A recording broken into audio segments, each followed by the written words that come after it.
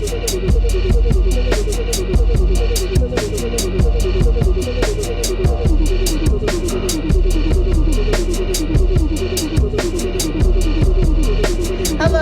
everybody. Welcome to the Tiny Room for Elephants Happy Hour, where we get together every week with our favorite folks in the city and we just shoot the shit. Today, we have a very, very special guest, Lee Jones. We'll get to him so he can introduce himself. But I want to kind of go around and want everyone to introduce themselves. And then you guys know I always love to start with the question of the day. And so today the question is, what was your first Philly club that you went to? Hey, I don't want to be a disruptor, but it seems kind of organized.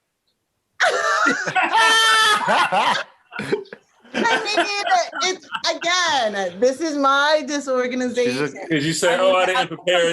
This is my disorganized. And you got questions of the day. I did. She could have made that up on the spot. You got group participation.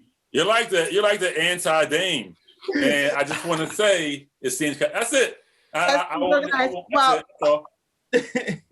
I'm flattered, but really, this is just, off the top. So everybody's going to go around, introduce themselves, let us know the first Philly club you went to. I'll start. I'm Yaya, co-founder and CEO of this wonderful thing we call Tiny Room for Elephants. And I don't know if it counts. And you guys can tell me from people that are actually from here, because I'm from New Jersey. But my first Philly club that I remember going to was Pulsations. No.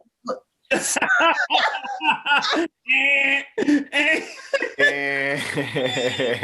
guess again. Pulsations was Philly area. No, that's like saying Jersey's a Philly club.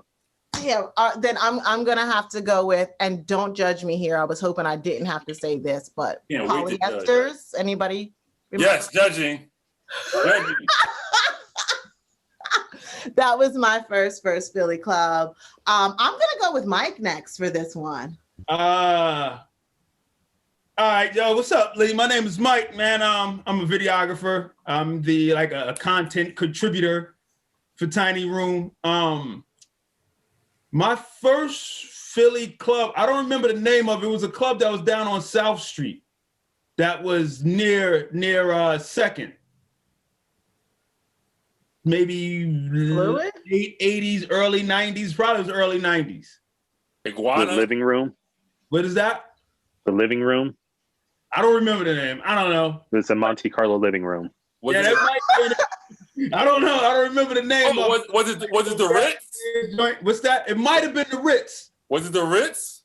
It might have been the Ritz. I don't know. Second and South. It was right there, just west, I guess, of 2nd Street. I don't know. Damon Lee might be going head to head with the memory. West of 2nd. Ulana's? What is that? Ulana's? I don't remember, Lee. It was a long time ago. Yeah. But I mean, the first club I remember the name of was probably Bahama Bay or Felton, or there was one up in Feltonville called the Felton. It's like a church now. Oh. That was one of my first runs. I've never been to Bahama Bay, but I always heard about it. Always wish I could go. Thank you for that. Mm-hmm. Mike. All right, boss. Eric Boss, who are you? And what's your first club memory? I hope you can remember the name. This will go much. I do. What's up, Eric Boss, music director over here for Tiny Room. My first club in Philly was Shampoo. Yeah. Oh. Hey, yeah. Shampoo. Yeah. What night? I was young as shit. I would go on the they would let 16-year-olds in on that. Oh yeah. Yes, I was in there and in the foam. Yeah. All right, Jason, who are you? What's your first Philly club? How you doing, everyone? Jason, aka Johann Sebastian, musically, I'm a producer, artist, audio engineer, photographer, content director with Tiny Room. And, I don't do a lot of clubbing, never have, so this, but I feel like even before, if we were talking venues and shows, it'd be like different because, always, I don't know, have a lot more history in that. But even before we moved over to this side of town, I feel like we'd go to Silk City sometimes to see DJ night. So I'm going to say Silk City. A lot of great Silk City nights. A lot of great ones. The ones I can remember. All right. Shows and DJs, Yeah. Dame, you're up. Who are you? How are you getting all this sunshine in your house? It looks very nice. Thank you. Who's that? Me? No, yeah. I thought you meant my lighting. That's what happens when I host. The sun just comes through. Okay. Dave. Question is this like adult club or just the first club? I'm just thinking about, I'm just trying to gauge people's, where were you going? So I'm Dame. I am the creative director and co-founder of Tiny Room for Elephants. The first club in Philadelphia, I would have to say it would be in high school. I was going to the club called Baseline at 13 and like 13th and like Vine or something like that. It was like a kind of a college, like 18 and up kind of college kind of club and shit or whatever. Baseline, and at the same time, Rhythms was a club at like 22nd and Sampson for like young kids or whatever. A lot of young underage type clubs I feel like were happening. There was an era there. In the 90s, like the Fever was like a 18 and up club or whatever. They didn't serve alcohol, but you can bring your weed and stuff in and shit. Kind of place I can go there now. Who needs alcohol where you can bring? Yeah, you can just, get a 20. Yeah, you drink your way there. Pack of backwoods for $2. You know what I'm saying? You go down to the Fever and even see Biggie and Craig Mack perform and shit. So. All right, so Alex, you're a little bit younger than us, I think. I'm curious about your answers. Who are you? Let us know. And your first Philly club. Ow, what the fuck? Bet bucks. Also, fuck off. I also don't really club, so I feel like all the places I've been to, I haven't even committed them to memory. Just walking in. Yeah. Okay. All right. Cool. Tell us what you do, though. Who are you? I'm the guru that keeps the other 5 people on this Zoom and the special guests all together. Kind of look stuff up, do a little background research while everything else is going on. You know what I mean? Cool. Thank you. In your segment, the COVID dating. It only happened one time by accident. Well, You haven't got a chance to That revisit. doesn't really feel like a segment to me. But you just told us about this other young lady that's going to come on and tell us about how she don't care. Yeah, right. Like I feel like COVID dating is over if I'm I guess if I'm dating one. Oh, it's still COVID dating. You're not getting married. Come on. The Mrs. Animix. We're gonna have your wedding on here, man. On Zoom. It's gonna be welcome. well, guys, last but certainly not least, so you guys know I do my research before, and I know Lee. We've known each other for years and years and years. I still did my research and just kind of looking to see how other people talk about Lee. And these are a few words. I'll let him, of course, introduce himself, but some words I found to describe Lee were DJ, promoter, founder, Imagineer. That was one of my favorite ones. Legend. I would like to add on master shade thrower. If you've ever encountered Lee at the Fillmore and your tickets aren't together and you're not on the list that you say that you're on, be prepared. This is Lee Jones. Tell us what you're all doing, who you are. First club you remember. Lee. First, it's all fake news because all I do for Tiny Room for Elephants, I'm the door guy. So that's my job.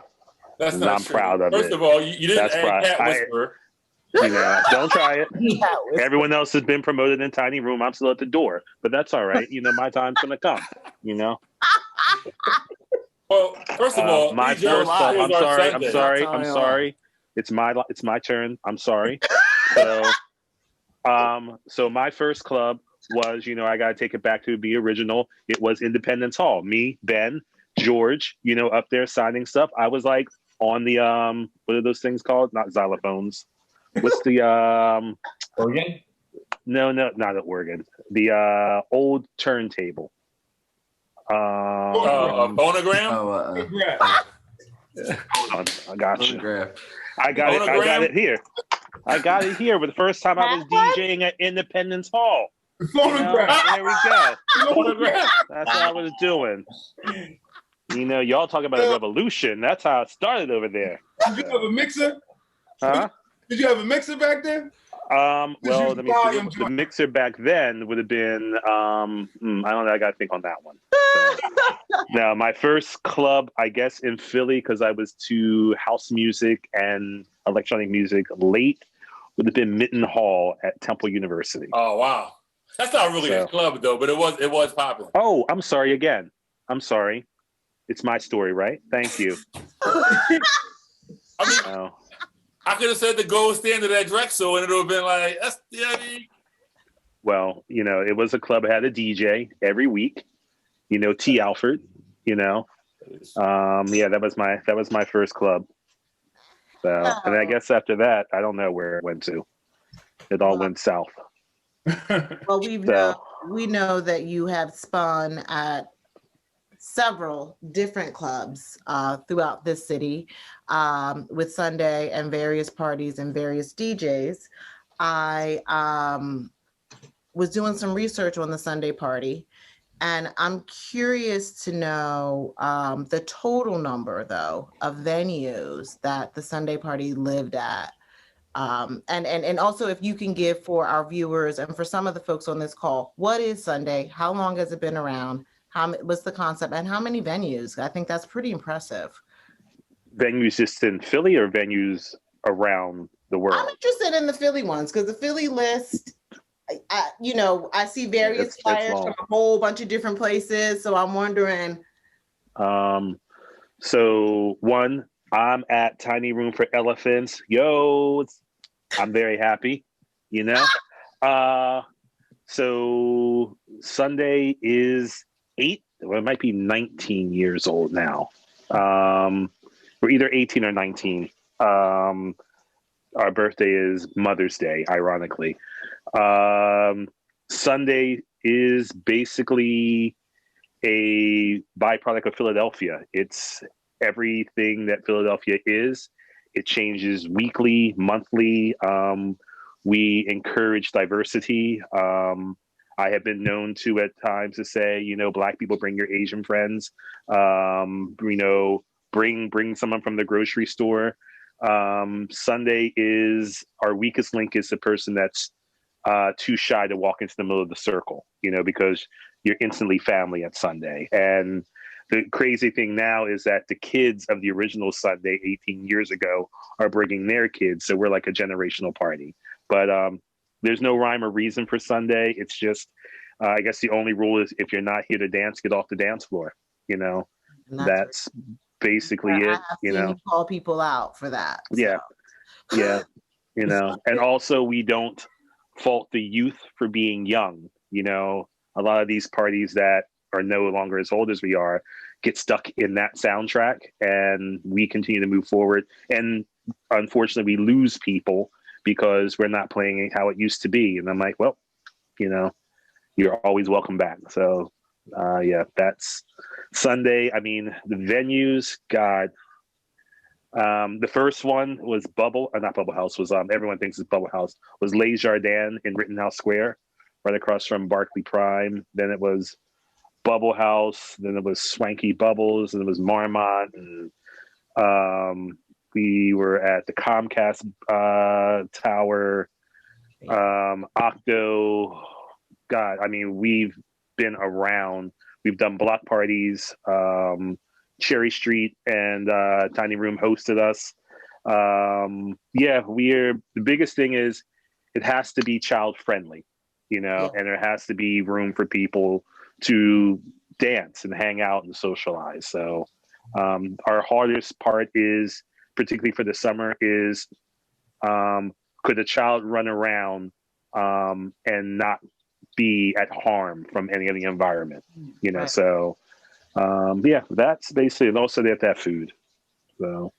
Well, I think that is a great segue when we talk about Mike and how he's been here for all these years. I feel like, did you ever even know about Sunday Party? You 18 coulda brought years, the and kids. you had You kids. could have brought the kids. I didn't know. Wow. I ain't know. Oh, and you love house music. I ain't know, dang. You know, that's a lot. I worked Sundays for a lot of years, And man. you work for a news organization? And you Yeah, can't. man. You don't know about. I missed it, man. What do you want me to tell you, man? Like, there's a lot of stuff I missed over the last 20 years, man. So It's not too late.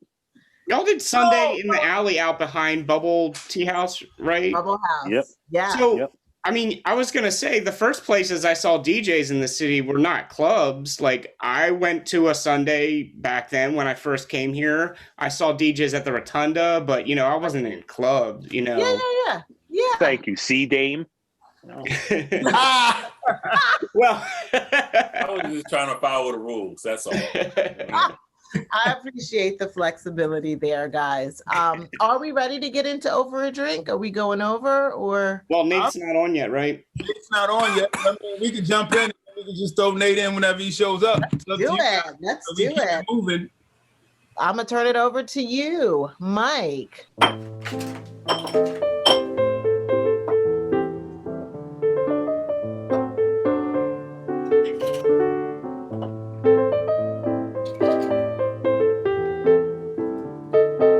All right. So, Lee, you know what I do? I usually make a drink that I think reflects the guest. And it just so happens, right? Nate was supposed to be here. He was making a drink.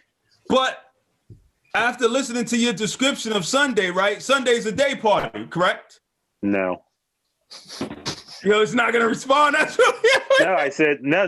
It's not. It's no, it's not. I didn't. It starts during the day. I mean, at points it goes to 13 hours. So So they just run all day. yeah, basically, you have your kids, and then the kids go home, and then the party picks up speed. So Got- usually in its heyday, it would be at 3 clubs in one night. Got you. Yeah. All right. Well, this would have been for the part of the party that was the kid-friendly part. Okay. It's just a little sparkling wine and some orange juice. That's what you drink. Okay. That's what I'm drinking. It's fresh squeezed orange juice, so it's just like Sunday. So it's a creamsicle. Is that what they call it? Here's No. I thought. Did it come in a bottle? Huh? Orange juice? No. No, I mean, It's official orange juice. you can buy fresh squeezed orange juice, though. You can buy that. I just wanted to check it. Oh, I see what you're saying. Like you can actually. You know what I mean? buy it. Like, you get fresh squeeze anything. No, it ain't fresh squeezed if you bought it. Somebody squeezed it and then they sold it to you. no. You could go to Whole Foods. They got the machine that's fresh squeezed orange juice. So listen. I don't want So I'm gonna pour a little mimosa, but it's this is pink though. But what the hell? It was in the Rosé. refrigerator and it was cold already. And tell me a little bit though about like your DJing history. What was your introduction to the DJ game? Oh, it's weird.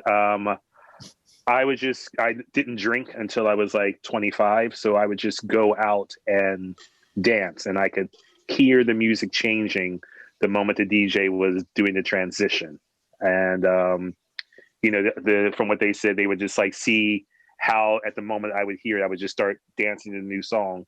And they were like, "You should be a DJ." I'm like, "There's no money in it. I need to be wealthy and be a business person," that kind of stuff.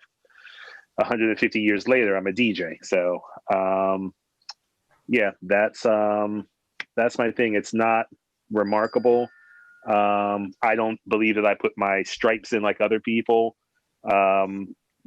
Pretty much the first 2 or 3 times I started DJing, I started getting gigs, through friends. And then I think I took the phenomenon of doing parties midweek and not competing with everyone on Friday, Saturday. I was like Sunday night through Thursday. That's when I was like doing things just to get people out. You know, I realized in COVID that I am addicted to being social. So I created my own addiction. So when you said that, when she asked you about Sundays and where has it gone, you said, you mean locally or around the world? Has it traveled outside of the country? Yeah. So at its heyday, we were in Australia, Brazil, France. We were in Los Angeles. We did Miami for the Winter Music Conference. We did someplace else too. TP, there's a place of it, yeah. But primarily it was the longest running ones were Australia, in Brisbane. Sydney popped up for a second, then Los Angeles, and that was a partnership with Urban Outfitters right before the market crash. And Urban was doing this type of like lifestyle branding where it would be an Urban Outfitters and they would match up other like restaurants and different things. And we partnered up with them with a place called Snack Bar that was also in Philly. So, you know, that was a nice spot. You know, it was nice, but the food, I feel like that was my first introduction into tapas. I didn't really understand. Yeah, I was never a fan of tapas. You're ordering one thing for $13 and like you have to go get a hoagie at the end of it. Yeah, you got a $300 bill and you still hungry. Yeah, I've got burned by tapas too. Not a fan. I've gotten burned by. Well, but if everybody orders something, then like it's still not enough. And everyone's still hungry. It's still not enough, even if everybody orders something. So, hey Lee, question about DJing and so traveling internationally, right? You DJ'd all these parties, I'm assuming, right? Mm-hmm. Like when did the international DJ like blow? Like when did you notice like this game is really something to be involved in? You don't have to be a rapper, you don't have to be a musician. You can be up on stage and you can have, you know, a stadium full of people rocking in front of you. Well, I think the stadium part didn't come for a while. It was more so, and this is only my opinion from the way I saw it and the people I knew. It was kind of like, you know, well, I throw a party, I'll bring you over here, and then vice versa. You know, and then a lot of Europeans were coming over because at that time, house was very segmented. Like there was a Philly sound, there was a North Jersey sound, there was a New York sound. So I would guess they would go on house music vacations, you know, and they should travel around the country and hearing different styles of music. It wasn't this, well, this was the top song globally, you know. So yeah, I would say mid 90s. And then like the rave thing came in. And that just got bigger and bigger. But the raves back then, it was different types of rooms. So there was the house room, there was the techno room, there was the hip hop room, there was the chill room, and all these different things going on. The stadium thing, I don't know exactly when that came on. It was never really my type of thing. And I guess raves, in my opinion, just kind of became festivals, and followed that lead. Maybe because DJs at the time were cheaper than bands, you know. So yeah, I don't. That's the best of my answer. But there's 1,000 other like internet historians that have different stories. I can only speak from my experience.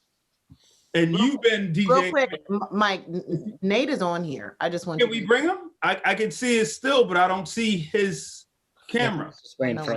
Or hear his voice. I've been waiting. There he is. Mike, you missed me. Sound like you missed me, Mike. We missed you. And I've had to drag things out because you were supposed to be here. I've sold you. Here we go. Mike, you've been here for 5 minutes, Mike. I've been waiting. You're saying you dragged me around? First of all, Mike. You checking the chat, Mike. Making drinks while we conversating. Nate jumped in the chat like, First of all, don't ever disrespect a legend like Lee. Please. You're not dragging Lee. No disrespect. Second of all, are you telling me that I'm just gonna be the sideboard making drinks while y'all talk? Everybody Everybody got a job, Nate. Everybody got a job. It appears that way. I'm sorry. I was waiting for with a you. DJ and spinning the bartender serving drinks. Oh, so we're working for you. Ain't no party without the DJ and the bartender. You know first what of I'm all. saying? I'm trying to build this party, Nate, and you late. How we get there? Lee's favorite quote of the night. Tip your bartender. Champagne drink, man. It's like, this is happening.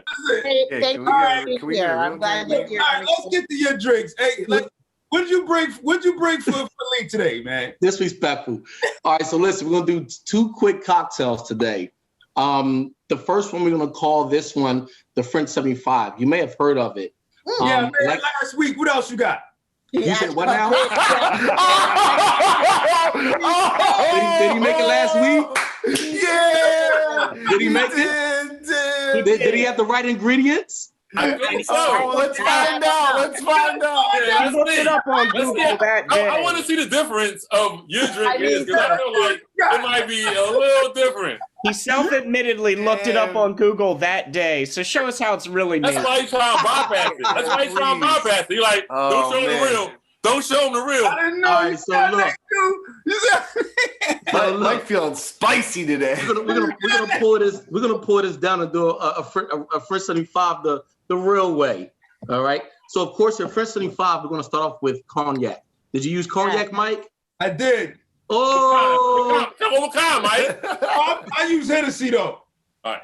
Oh. But anyway. So look, we're gonna do 1 ounce of our cognac here. Okay. Right inside our shaker. That's exciting. We're gonna do some limoncello. Now, He didn't your do that. traditional He recipe didn't use limoncello. calls for lemon juice.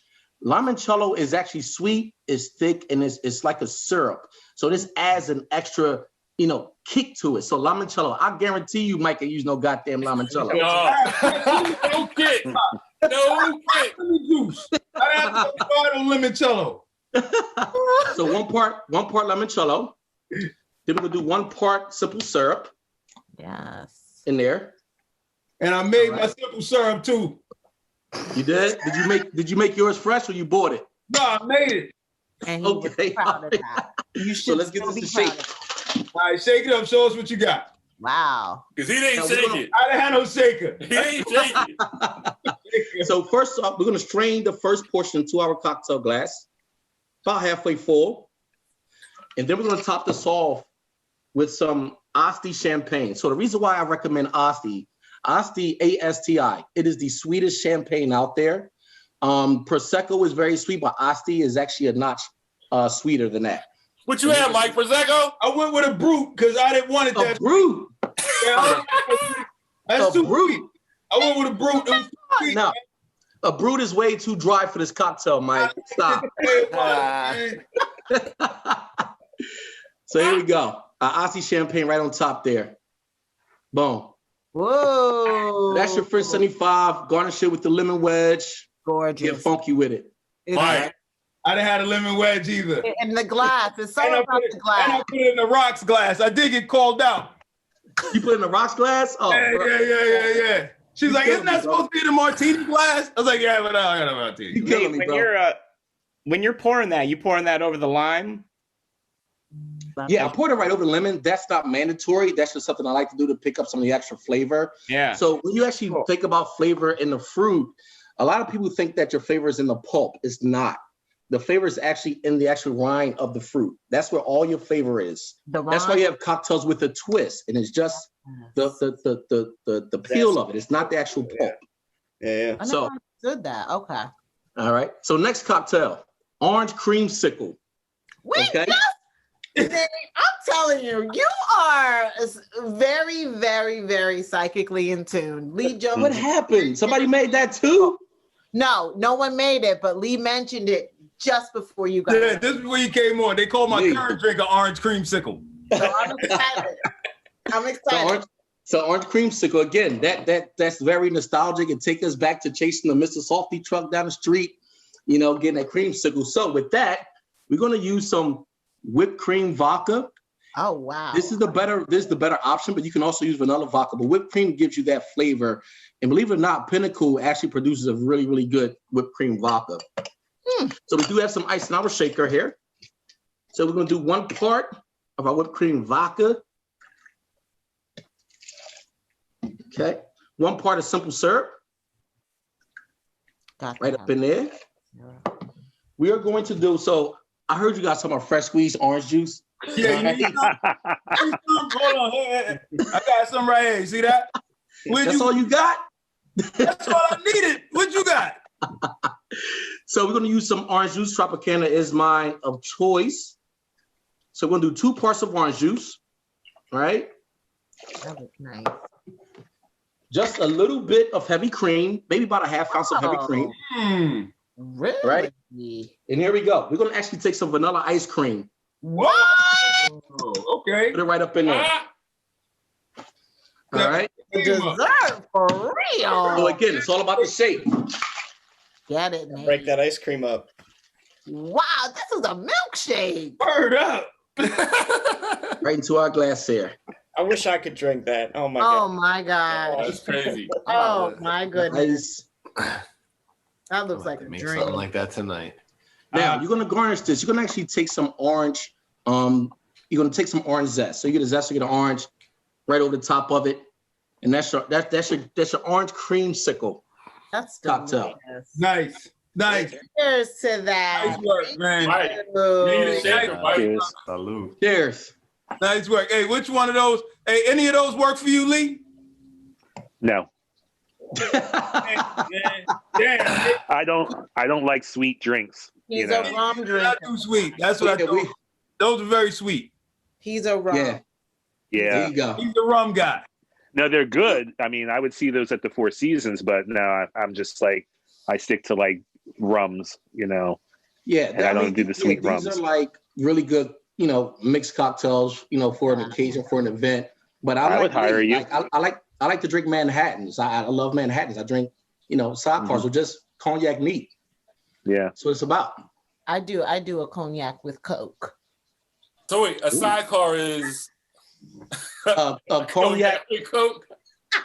Yes. Well, sidecar, you can actually use cognac or bourbon, or even a brandy. Depends on what you want. Now, Mike or anybody else, do you guys know the difference between cognac and brandy? No. The letter C and the letter B. There you go. One is aged longer. Cognac is aged longer.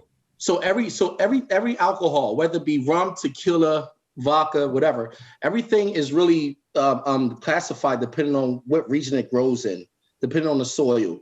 So for cognac to be classified as a cognac, it must be produced in the city of Cognac, France, by grapes, actual cognac grapes. If it's not, by law, it is classified as a brandy. It's kind of like champagne. Ah. Just like champagne, Sure. Champagne got to be in France. If not, it's sparkling wine. Yep. Look at that, Lee. I didn't know I that. brought that information for you, brother. I couldn't provide you with a good drink, but I got what I got, man. What are we talking about today? What's the discussion? I mean, Talking about Lee. Lee Jones. DJ Lee, hang out. hey man, listen, ain't nobody like Lee, bro. Hey. So y'all know each other. I thought there would be some overlap, that y'all would know each other. That's We so saw absolutely. my days working the doors, at Tiny Room. And we actually, I just worked with Lee. I just worked with Lee at Punchline. We did Chill Vibes there with Raheem Devon and DJ Active. Ah. So yeah, And then we did Kawaja Sunday the next day. Yeah, he was there the Sunday the very next day. Yeah, early. Yeah. Working. Okay. All right, well, look, I'm going to wrap up over a drink. I'm going to throw it back to Yaya. Nate, hang out with us if you got some time, man. I'm sure you and Lee got some stories y'all can share. And, Thanks for the drinks. and thanks for finally showing up, man. I hope you can stay for the whole. But he showed up and showed out, man. First of all, you need a shaker, man. You can't make more Finally drinks without showing a up. shaker. Damn. Which is anything like last time I used a shake, it exploded on me. I got to look everywhere. It was not. Oh, bro, you don't know what you're doing, Mike. Because you don't know how to use it, No man. shit. You can't just. Oh man. All right, so So I think this is a perfect segue, right? You guys just worked together at the Punchline. Well, not just, but and we talk a lot about Lee's music career, right? We talk about Sundae and his career as a DJ.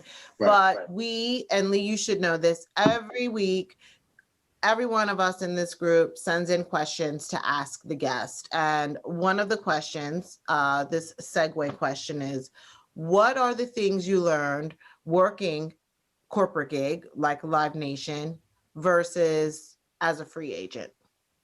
What are some things you've learned?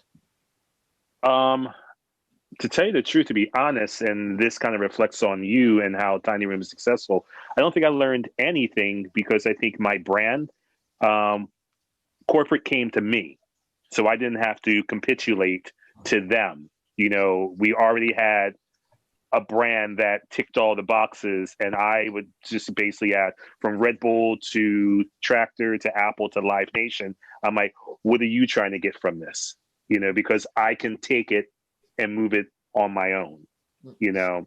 So yeah, I don't think, and I don't want to seem like it's some I'm better than other people, but no, I think if I can do it on my own, I can finance it on my own. I mean, we have not made a single dime off Sundae, you know, in 18 years. It's just a passion project. So, you know, the day that Sundae was at Punchline, I was up at like 7 a.m. in the morning, moving furniture, doing stuff to make sure that everyone there had that premium experience. And that's something that I've learned from you. So Live Nation, I think I was just a cherry on the top of them versus them being a cherry for me, you know. Let them know. Now, let me ask you something. You had mentioned Sundae being this passion project, right? And this isn't what you make money off of. Is there something to be said about that? Like the energy and the vibe that it produces when you're not like so stressed about every dollar? Like, I'm just curious. Point of view. I never became a DJ to become famous. I never became a DJ to make money. I do make money from it. Sundae is just a feeling, you know, anyone can come to Sundae, and a lot of people stumble upon Sundae. So, you know, it's not, there's no formula for it because each person that walks in is the next secret ingredient. So, so I just basically let everyone dictate, and you guys will see, I always walk through the crowd. I'm like, how can I make this better for you? Yeah. So yeah, it wasn't, I mean, maybe one day Disney will come and say, we want to buy this from you. Did I make money? I don't know, but I don't know if it's even for sale because you have to kind of like leave it on the dance floor for people to add on. And each time, if we're at Bach Bar, if we're at Bubble House, you know, it's a whole different environment. And that solely lies on the dance floor of the people that are there. You know, and it's each person taking that story.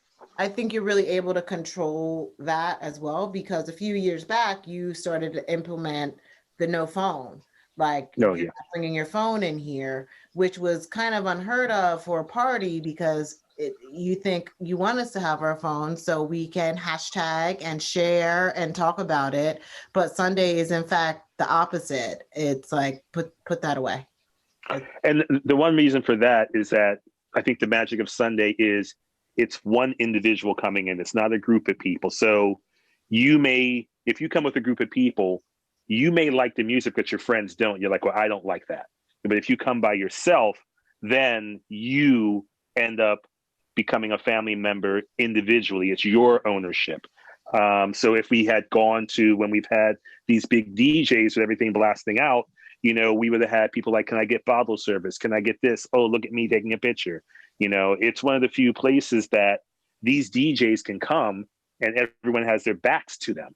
You know, there's not one cell phone out, and people have come up to me. Like, I guess when we did Bach, that was the first time we put down the strict no phones, and strangers are coming up and like, I haven't had that much fun with my child in a long time because they weren't trying to record it. They were remembering it. Right. So. Yeah. That's wonderful. Yep. Like I mentioned, every week, everyone sends in questions and I like to put them in this big old bowl. Yaya's bowl of questions. All right. I don't know what's going to come out of here. I often question that because you know what's going in there, you know. I'm not looking. This is a blind All right, let's see what we got. There were some good ones. Okay, here we go. And this one is for everyone. You're stranded on an island with 3 albums. What are they? What are they? All right. We're gonna go to Eric Boss for this one first. And this is lightning round. So we gotta, you know what I'm saying? This is Yeah. All right. questions in here. Kanye West graduation. And there's no judgment because I saw a couple eyebrows go furrowed. Flying Lotus. You're Dead. And literally any Booker T and the MG's album. I don't even know who that is, baby. Damn, you missing out. You know them if you heard them. And this is what the great thing about these happy hours are, right? You go to a happy hour, you're learning something new. I'm going to look up Booker T and the MGs. I have no idea. Anybody else want to take it? Anybody else? Yeah, I'll go. Go, Nate. Give me Low End Theory, Tribe, Key in the Life of Times, and Dookie by Green Day. Interesting. I know that because I listen to those 3 albums all the time. Anyway, not stranded on an island. Okay. Anybody else? I'll go. Waiting for you, Lee. It was for you. So one, I don't really listen to music when I'm home. So, but I would say Jamiroquai's first album, Emergency on Planet Earth, New Eureka Soul, and for my last album, I don't know, maybe Off the Wall, Michael Jackson, you know, but I don't have a lot of ownership to that. There's just so much other stuff out there, you know. And I just want to go back to Jamiroquai because I love Jamiroquai so much, and it really had hurt my feelings when they had started comparing that guy that had Capitol Hill with the It was kind of funny though. It was. I feel you, Yaya. I didn't post it for that reason. First time you read it, you was like, "Oh, word, that dude!" Like, I couldn't unsee it, and I was just, didn't deserve that. I wanted to unsee that, you know. That guy from that point on, I said, "Jamiroquai." Well, it raised album sales. So Look at that. Okay, because people try to figure it out who it is. All right, I'm moving on. Moving on to the next question. Okay. Oh, you want to go? I will go. This is a voluntary one. Go ahead. All right. I think I would need like the best R&B. So I'm gonna go with, and we're on an island, so I'm gonna go with. I'm going with Sam Cooke live. I think it's like 1968. He's in Harlem, but if you ever get a chance, go Google Sam Cooke live album. Is in New York, and just because you get to hear the people like really like under that spell, you know what I'm saying? So you get to be around folks. I want to take Nas Illmatic just to get it's a good one. That off, and I want to rock out. So, and I want to be emotional probably because I'm by myself. So I'm gonna take Californication by Red Hot Chili Peppers. Okay, I like the blend. I like. And we're on an island, so it's got that Beach Boy harmony. There you go. So you know what I mean? Yeah. All right, let's get the next question out of here. Okay, Lee, this one's for you. This one's for anybody that's into this house music culture. What's a positive change that you've seen in Philly house music culture? Positive change. What, is this with COVID or just in general? This is in general. General. Since you started at, what was it, Mitten Place? Ooh, Mitten Hall. The devil's going to take it out of you. The devil's going to take it out of you. Mitten Hall. Miss Pulsations with Dancing with the Robot going to come over here. You know, like, sister, look at me in the robot. Take a picture. You know. It is Mitten Hall, Night Owl, you know, in Houston Hall at Penn, you know. To answer the question, to get back onto subject, I would say it's a blessing and a curse that more non-brown people have discovered house music. You know, before it used to be like our own secret thing, you know, for people of color. So it's expanded out, but with that, you have that somehow it's flipped and they're holding the top of the money chain. But, you know, oh, am I off? No. What happened? No, You're you- good. Oh, I see. Okay, sorry. Yeah, I mean, the positive thing is like house music is going to keep going on, you know, culturally. There's always, I think there's going to be an underground, you know, there's always going to be room for improvement, you know. So that's my 5 cents. Oh, all right. Nate changed locations. Okay. Yeah, man, I have to Oh, get that's what I comfortable, saw. man. You know what I'm Okay. saying? Certain. Got out Are of you, the are you gonna have those drinks or what? They gone, bro. Both of them? Wow. They gone. Let's do this. Yes, I did. He's taking the apron off and everything. He's like, listen, man. the Hey, bar- man. He's like, I'm getting home. I'm getting comfortable. See, what y'all don't understand, a lot of people don't understand, especially if you follow me on Instagram, is that this is what I do all day. I sit on these calls, I do happy hours, I do brunches virtually, I do it in person, and I'm on the corporate side of things. So everything is really about branding, and it's really about how I bring it to life. So you figure my first call is like 9 a.m. and we have cocktails. So this is all day. You guys are like my 7th call today, actually. So So, blown away. you know, and Mike, no, I start my morning off on good day. Been doing that for 6 years now. So Woo. yeah, Woo. I gotta get comfortable, man. Yeah, Get you're not- this is your happy hour. You're off work. You're not working. You're enjoying. Everybody, where are we going first? As post-pandemic, where's the first place you're going? Cuba. Cuba. Cuba. Have you been? Yes. Has he been? Okay. Oh, that was a good thing, like that sound effect. Got you. Cuba. This is a hard one for me. How do I top that? I'm not going to Cuba You're not? right after pandemic. Not right after pandemic. This Why not? isn't a When it's dream safe- When you're world. comfortable. This isn't a dream world. This is everything's This is a- okay. Yeah. I feel like When you're comfortable to go. I feel like Yeah, I what's want to wrong go with to Cuba? Paris. I have friends in Paris. I think pre-pandemic, you don't really realize like, oh, we could have been going, visiting and all that stuff. You take all of that for granted. So when you're not allowed to travel or to see people, and then you see like, you start to think about how easy it could be just to get on a flight a few hours and you can be in a fabulous new place with your friends. I would probably go to Paris and check out Elian for a little bit. That's my first. Wow. Anybody else? Cool. Anybody else? COVID. Yeah. My family want to go. I probably. Where? I don't know. They like Spain. They like. I'll end up at one of They them. like Spain. Yeah, I'll end up at one of them probably. I think you It's should not come to even the a Sunday plate. party first.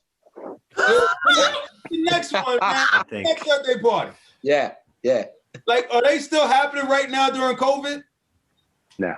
And Okay. you know, they're summertime anyway, but also too, what I love about Lee is I feel like you didn't feel the need to follow the trend of, okay, let's get online, let's do something virtually. I think you really kept true to the branding of the things that you do. Like these are real life experiences. So sorry. No, you guys miss it, but this has to happen in real I life. thoroughly admired the no cell phone thing. Yeah. I really Well, thank do. you. That's a great move. And you know what I'm saying? And you're right. It creates a experience that you got to live in. Wait till you And come you're not- outside, Mike. Wait till you come outside. You outside every Mike day, ain't coming Mike. outside. I'm coming back outside. You just wait. Like, Yo, my first place I'm gonna go is not really a place. It's like dead center of like the biggest concert, like Yeah. whether it be on the floor, whether it be in the pit, whether it be like at the festival in Paris or wherever it is. Like I want to stand around a bunch of people that I don't know and like. Well, I don't think I ever want to do that again. But I maybe know. Yeah. something It's like that. scary now. I don't know. I do miss people. You know what I'm saying? Like, Yeah. Yeah. I do miss people. Yeah. I miss that I about a second that. concert too. Like, Yeah. like not knowing people, but then you all know the same words Yeah. of the song and everything. And you know what I'm saying? You're doing the same dances because it's like, so I miss that. But, when Definitely. you said all better, I'm like, it's all better. We good. Yeah. You're right. Yeah, I'm going to a show. Yeah. I'm gonna take the family back to Costa Rica. I feel like, especially that's nice there. here, like Alex will be old enough to leave the country and really remember it and enjoy it, and she like is trying to learn some Spanish like from mom and stuff. So it'd be fun to like take her there. And Costa Rica was really easy to travel in when we were there. It was even for me. Now, were you on the Pacific side or the Caribbean side? We were in the middle. We didn't really do the beaches. We were in the like Okay. up in the rainforest. Up in the hills. Okay. Yeah. That's nice. You've been to Costa Rica, Lee? Yeah. Told you it was international. Lee's I use that passport. We went back later on. I traveled there with a choir. I was engineering them, and we went all around the country. We were on both beaches. Those kids, all they wanted to do was beaches, and I was like, rainforest, guys. They didn't give a shit about that. Just about the beaches. All right. Anybody else? Where y'all going? Alex, you've been quiet. Guru, where you going? It's funny that you say that because I had a couple things in mind, but honestly, my dad sails a lot, and he sails large enough boats that could sail around the Caribbean probably. And we're from Haitian descent, so I'd really like to go on a Caribbean sailing vacation with just me and him and just sail around. That sounds For awesome. a month maybe. Something like that. I mean, this sounds feasible. I feel like I want to do Yeah, That's probably that's the safest you could, COVID thing. sail the boat. Right? You could be on a big ass fucking boat, enough space for the both of us. He could probably sail it by himself. So. And our sail, I don't know much about sailboats, but you can sleep on it. It's it's got the underneath. Yeah, I mean, there's if you had something that's 28 feet, you could probably have a bed in it. Anything bigger than that, you have rooms and stuff like that when they get really big. But you know what I mean? Yeah. It's just like a regular boat. Sounds like yachting to me. I like it. With a lot more work involved. Yeah. I mean, I feel like it's kind of a lot of work to sail in a sea. Sailing around is cool, but sailing in a sea is you got to. No, you would sailor as well? Through the ocean, Are you a sailor? No. I mean, I can, I do, but I wouldn't consider myself one. Are you a good swimmer? Yeah. Because that's my thing. Large bodies of water, Terrible you know what I mean? swimmer. Different from a pool. It's you got to swim. Yeah. Just putting my That should be a team problem together with in case we ever have to get out of here. Monitor And you're what a I eat. sailor, so you're on the list. All right, let me get through these questions. I think we might get through these today. Hey. Okay. You're so unorganized. So unorganized today. Okay. Does anybody have any favorite venues that don't exist? Favorite venues that no longer exist? I'll go first on this one. One of my most favorite venues was the Mansion. And I got on the Mansion tip way too late, probably just before it closed, and I was just devastated. So we're doing club venues, right? Anywhere. I'm just saying venues. It could be a concert hall, it can be a whatever, but you drive through Philly now when you're oh, that was such and such. Oh, Yeah. that used to be such and such. North So Star Bar. I saw a lot of great bands there, played there a few Yeah. times. And And North Star was good. Yeah. Mhm. that was good. assholes just- on the security there, but Just in I don't know, Dame, you'll probably say the same thing, man. I'm gonna keep it 100. I missed the shit out of Fluid. Do it. Yo, I'm gonna give you the triangle Fluid Philo's walnut room. You know There you what I'm Oh, saying? walnut room. There you go. On the various days that you can just float around like a Just Tuesday float around. or a Wednesday. It's I'm gonna go. You know what I'm saying? Yeah. Yeah. Yeah. Thursdays. how about the Troc? I missed the Troc. A lot of Oh. good shows there. Yeah, Troc has some great shows. Yeah. Lowy, Yeah. Lowy was a good one. you know. You The know. legendary 5 spot. I was there the night it burnt down, by the way. Really? that's your You fault. working? No. I was trash. Rashid was bartending. Listen, I was trash, right? And when you walk up that alley and you get on Market Street, it's whoa. Get home, you know, after the club, you don't go right to sleep. I had a roommate at the time. We rolled up, and I bullshit you not. The sun came up, and the news came on, and the 5 spot was on the news that it burnt down. And I'm like, no. What kind of weed are we smoking right now, bro? Because we were just there. We were just there 2.5 hours ago. Yo, it's so surreal. I could remember like it was yesterday. Wow. You know, anywhere Kenny and Rashid were pouring, that's where I was at. Well, same. How about you, Lee? Do you have a venue that no longer is here that you loved?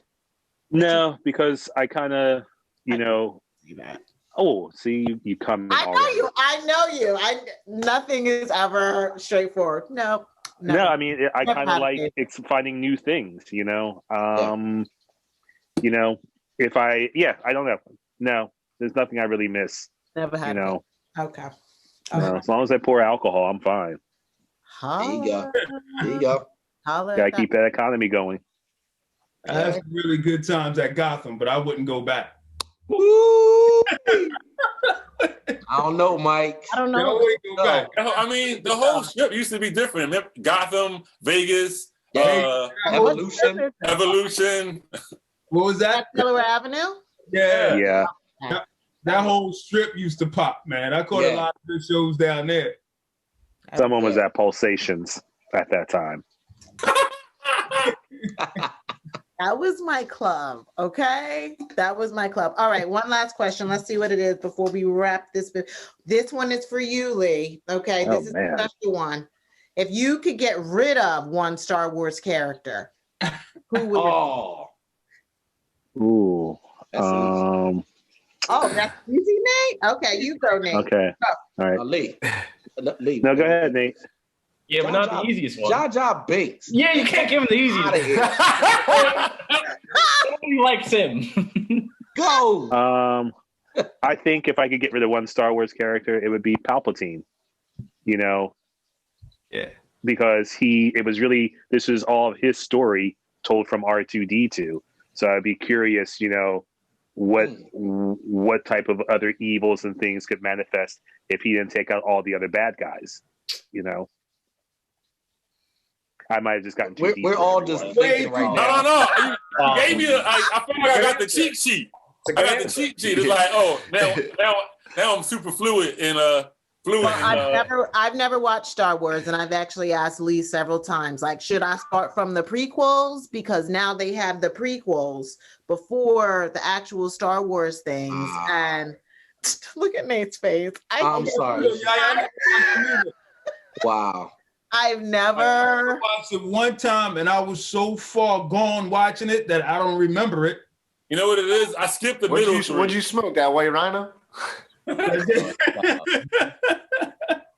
Nate looks so disgusting. Yeah, I'm just like I'm a little lost. I'm not gonna lie because, but see, I was a kid that had everything. I had the original Millennium Falcon toy. I had the Death Star, and I'm so mad I got rid of everything. And I'll be buku rich right now, but it's a story that was so far out there. You just got trapped into it. And the funny part is when you look at it now, and I'm talking about the original 3 that came out, it was so cheesy. Oh my God, it was so cheesy. But back then, it just brought just something different. And, you know, everybody started to, you know, come after that. You know, you Buck Rogers started to come out and, you know, everything else. But Star Wars it just sucked you in. How did you not like? Ow! I like shit that's based in shit that I could touch, man. My imagination all over those places, man. It's like, yo, everybody looks bugged out. They live in sci-fi. So the storyline didn't even matter. So you never saw like The Fifth Element? Was that? I like that. Right, yeah, right. You never saw The Fifth Element? I like Mia Jovovich. I know. I don't watch. I watch very few outer space movies, man. Like, nah, dude, I'm right here on this planet. Walking out right here. Outer space. You didn't watch Avatar? Outer space movie. I watched Avatar because my kids was watching it, but that's recent. Like when I was a kid, though, like recent. That was like 18 years ago. Yeah, Avatar 22. Damn it! Like when it was How long ago was? Avatar was. Oh, like 2004. Avatar? Yeah, Avatar is old as hell. For me, man, my kids is 20 Yes. years old, man. I was already in the house when Yo. it came on. Guys, it's 4:59. You know I run a tight ship. This has been fantastic. Oh, I actually had a question for you guys. Is it too late? No, Yeah. go Okay, ahead. I'll take it back. This is for Take it everybody. I need everybody to answer this. A movie is being made about you. Who do you want to play your character? Who do you want to play you? Who you want to go first?